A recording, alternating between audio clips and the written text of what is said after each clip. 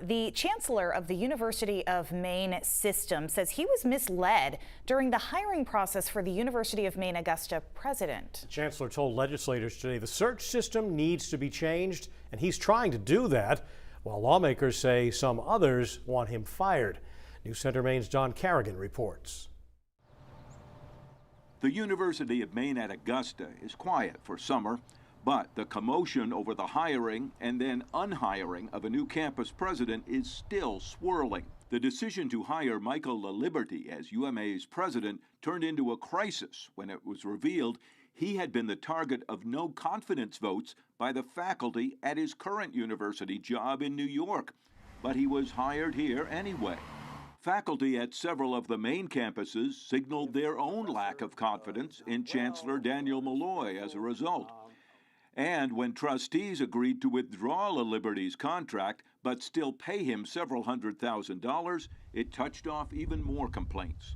I admit mistakes when I make them. I made one. I also believe that I was misled into making that decision, but I made it, and I take full responsibility for that. Today, Chancellor Malloy told the legislature's Education Committee the search was handled primarily by a local search committee and a hired consultant, and blamed the consultant for not providing the needed information about Laliberte's record. There were mistakes made, and bad mistakes, and the reliance on that consultant and the transfer of information from that consultant to the system was clearly broken, but I accept that responsibility. Trish Riley, the new chair of the University Board of Trustees, told the lawmakers they did not know about the problem with Laliberte until after they had voted to hire him. We weren't aware, there was a judgment made that the information about the no confidence vote was not consequential on the advice of a consultant.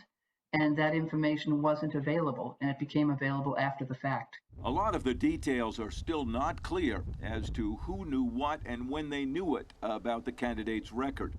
Chancellor Malloy said there are still some legal issues involved and said he is preparing plans to change the whole search process for the next time. Obviously, the review of policies is critical. That can never happen again. What does seem clear is that Chancellor Malloy's job may be on the line. Board of Trustees Chair Trish Riley told the lawmakers the Chancellor's current contract expires at the end of this month. She said trustees have already started a performance review. They're giving him a short contract extension and will decide at their meeting in July whether the Chancellor stays or goes. In Augusta, Don Carrigan, News Center, Maine. The outcry over the hiring of the president for UMaine at Augusta came at the same time the Chancellor and trustees were announcing layoffs at the Farmington campus, which added to faculty anger. The Board of Trustees also says that several of the smaller campuses have some serious financial problems because of a big drop in student enrollment, and that is driving changes.